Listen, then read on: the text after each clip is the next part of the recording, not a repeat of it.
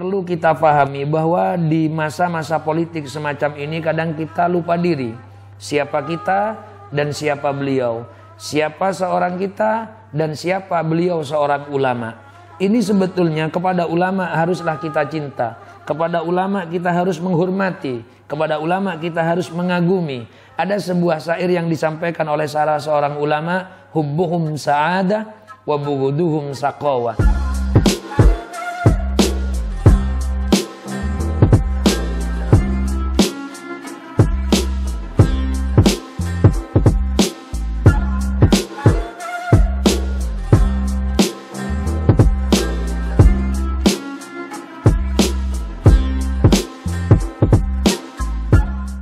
Bismillahirrahmanirrahim.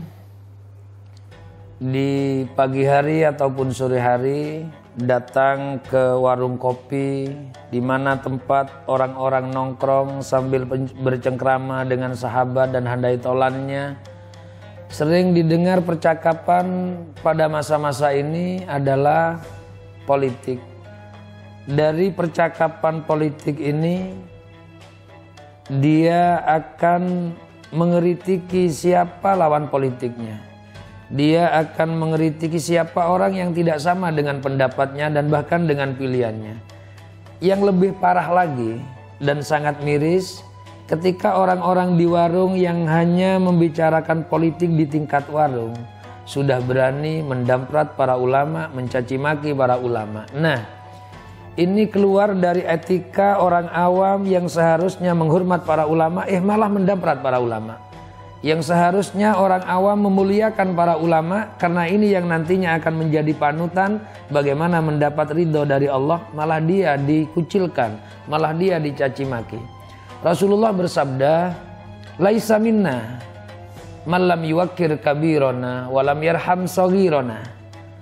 Bukanlah golonganku, kata Rasulullah, kalau ada orang yang tidak bisa menghormati orang yang lebih tua, yang lebih dewasa. Tua dan dewasa bukan hanya di masalah usia, tapi orang yang tua dalam keilmuannya dan dewasa dalam keilmuannya. Lebih-lebih ini adalah masalah ilmu agama. Jadi orang awam seperti saya ini harus menghormat kepada ulama.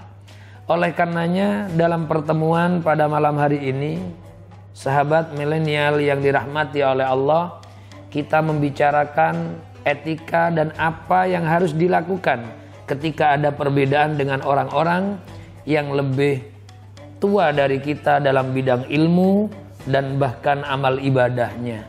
Kita tetap harus menghormat, jangan sampai mendamprat. Juga disabdakan oleh Rasulullah SAW, perbedaan di kalangan ulama itu sudah terjadi sejak dulu. Oleh karenanya Rasulullah menyampaikan ikhtilafu ummati rahmatun. Justru perbedaan pendapat dari para orang-orang hebat, para ulama, itu adalah rahmat bagi orang-orang awam. Rahmat bagi saya. Rahmat bagi orang-orang yang ilmunya sangatlah minim. Tidak boleh orang yang minim ilmu mendamprat orang yang banyak ilmu. Tidak boleh orang yang rendah mendamprat orang yang memang tekun dalam ibadah. Itu adalah para ulama. Pernah saya baca tentang sejarah bagaimana Ibnu Hajar Al-Haytami. Beliau adalah salah seorang fuqaha yang luar biasa, ahli fikih yang hebat. Santrinya pun juga hebat.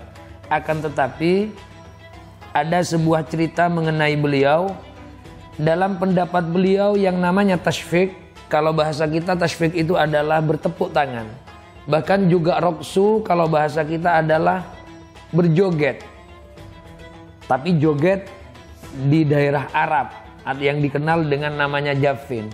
Ini Imam Ibnu Hajar menyatakan bahwa tashfiq dan jafin itu adalah, tari jafin itu adalah haram. Akan tapi suatu ketika Ibnu Hajar diundang oleh salah seorang gurunya. Orang yang dimuliakan oleh Ibnu Hajar, orang yang dikagumi keagamaannya oleh Ibnu Hajar, orang yang diikuti bagaimana dalam pelaksanaan keagamaannya oleh Ibnu Hajar.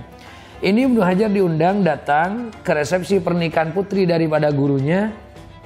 Ternyata di tempat acara resepsi itu ada jafen atau ada tashfiq.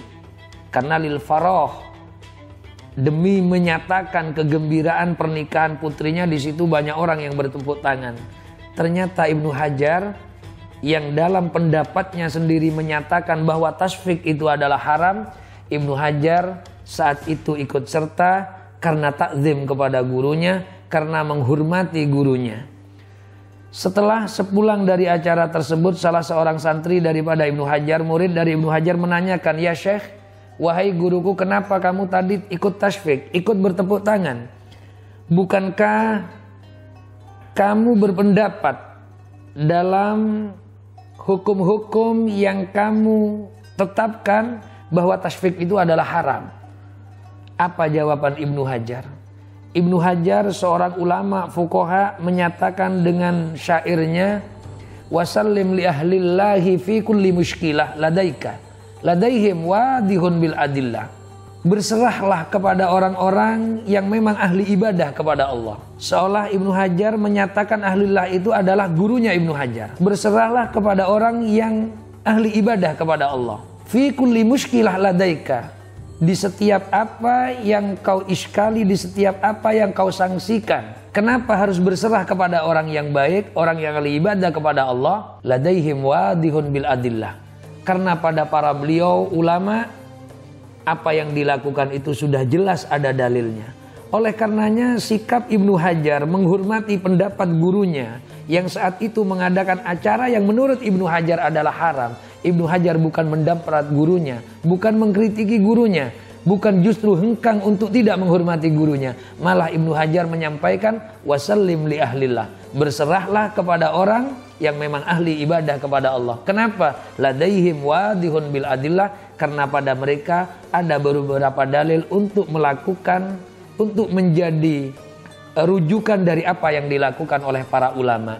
Nah, ini sahabat milenial, perlu kita pahami bahwa di masa-masa politik semacam ini kadang kita lupa diri. Siapa kita dan siapa beliau. Siapa seorang kita dan siapa beliau seorang ulama. Ini sebetulnya kepada ulama haruslah kita cinta. Kepada ulama kita harus menghormati. Kepada ulama kita harus mengagumi. Ada sebuah syair yang disampaikan oleh salah seorang ulama, "Hubbuhum sa'adah wa bughuduhum saqawah." Mencintai mereka adalah keberuntungan, keberhasilan, kebaikan dunia hatta akhirah. Akan tetapi wa bughuduhum, benci kepada mereka, justru ini adalah syaqawah, celaka dunia hatta akhirah. Demikian yang saya sampaikan untuk memahami terjadinya perbedaan, bahkan kita bisa berbeda dengan apa yang disampaikan oleh ulama. Catatannya, wasallim li ahlillah fi kulli mushkilah ladaika ladaihim wadihun bil adillah. Setiap yang ada keiskalan, ketidaksamaan, ketidaknyamanan dalam pikiran kita tentang apa yang dilakukan oleh para ulama, berserahlah kepada beliau. Karena apa yang dilakukan oleh beliau sudah pasti ada dalil-dalilnya. Demikian sedikit hal yang bisa saya urun rembuk untuk menyikapi hal yang baik terjadinya perbedaan dalam berpolitik ataupun dalam berpendapat, karena semuanya adalah rahmat dari Allah. Semoga bermanfaat. Hadanallah. Wassalamualaikum warahmatullahi wabarakatuh.